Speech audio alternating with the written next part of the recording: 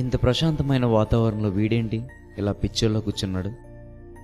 అసలు వీడు ఎందుకు ఇలా ఉన్నాడో చూద్దాం.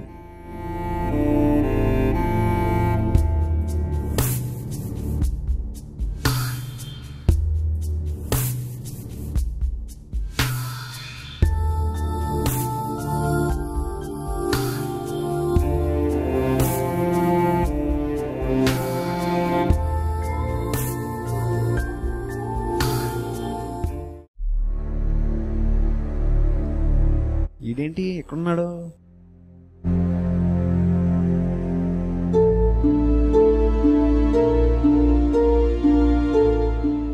ఏంట్రా బిజినెస్ మెన్ సినిమాలో మహేష్ బాలా పవర్ఫుల్ ఉండేవాడి ఏంటి ఎలా ఉన్నావు?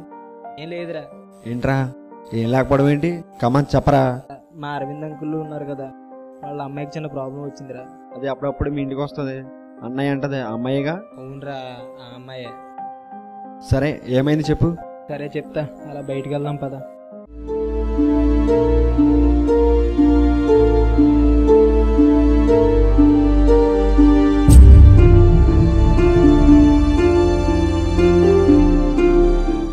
ఎరా ఎక్కడున్నావు? మన ప్లేస్కి వచ్చా అయితే. ఎరా ఎవర్రా? చామగాడికి రా. ఎక్కడున్నాడంట? మన ప్లేస్కి వస్తున్నాడు.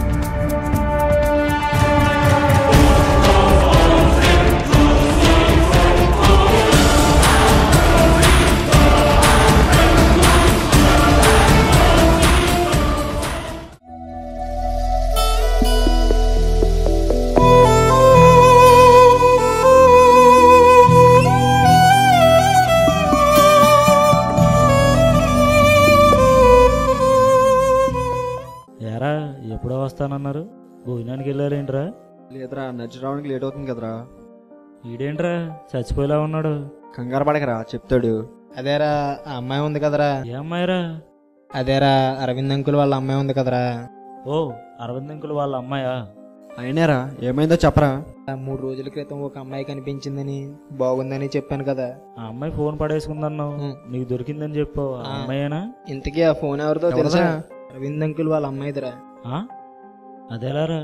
అదేరా బాబు నా ప్రాబ్లం.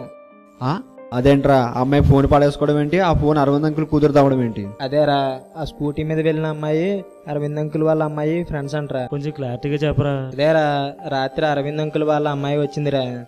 వచ్చి అన్నయ్య నా ఫోన్ నా ఫ్రెండ్కి ఇచ్చాను, తను ఎక్కడో పడేసింది, నేను తర్వాత ఫోన్ చేశాను, ఎవరో చాలా అసహ్యంగా మాట్లాడుతున్నారని చెప్పిందిరా. అవునా? మరి నువ్వేమన్నావు?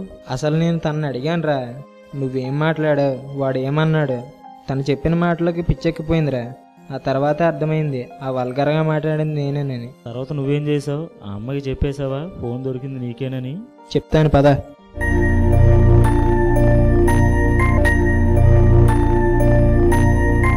హలో అనిల్, ఎక్కడున్నావురా? మన ప్లేస్కి వచ్చి. ఎవరికి చేసావురా? నిలిగడికి చేశారా?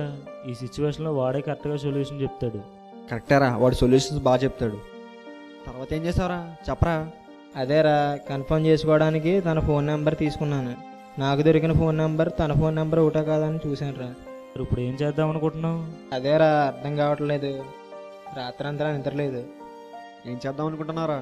ఏమన్నా ఆలోచించావా? ఏం చేయాలో అర్థం కావట్లేదురా.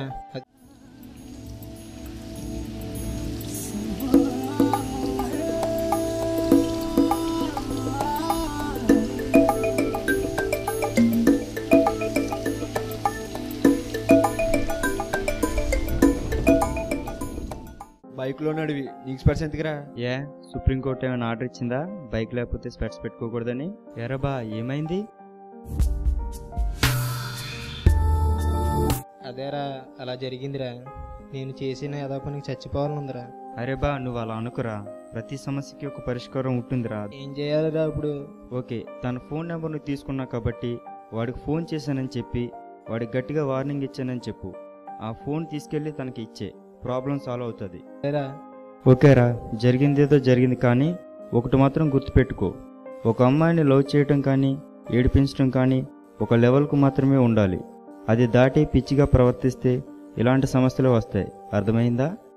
అంటారా మనం కామెంట్ చేసామంటే వాళ్ళకే మనకి సరదాగా ఉండేలా ఉండాలి, కానీ మనసుకు గాయపరిచేలా ఉండకూడదు. అయిందేదో అయింది, కానీ జీవితంలో అలాంటి పనులు ఎప్పుడూ చేయకు. నాకు ఇప్పుడు అర్థమవుతోందిరా చెల్లి పడే బాధను చూసి. ఒక అమ్మాయిని ఏడిపిస్తే ఎంతలా బాధపడుతుందో కానీ ఇలాంటి పని నా జీవితంలో ఎప్పుడూ చెయ్యనురా. చాలా బాధగా ఉందిరా. I promise you. ఫిల్మ్లో మనవాడిలానే నిజ జీవితంలో కూడా మనలో చాలామంది కళ్ళు మూసుకుపోయి అమ్మాయిల పట్ల అసభ్యకరంగా ప్రవర్తిస్తున్నారు. మనలో ప్రతి ఒక్కరూ కూడా అలాంటి పని చేసే ముందు ఇదే పరిస్థితిలో మన అక్కో చెల్లో ఉంటే ఇలాగే చేస్తామా అని ఒక్కసారి ఆలోచించండి. అప్పుడు పేపర్లలో, టీవీలలో అమ్మాయి మీద యాసిడ్ దాడి, అత్యాచార యత్నం లాంటి వార్తలు వినాల్సిన అవసరం ఉండదు. ఇలా ప్రతి ఒక్కరిని ఆలోచింప చేయడానికే మా ఈ చిన్న ప్రయత్నం. మీ బ్యాక్ బెంచ్ బాయ్స్.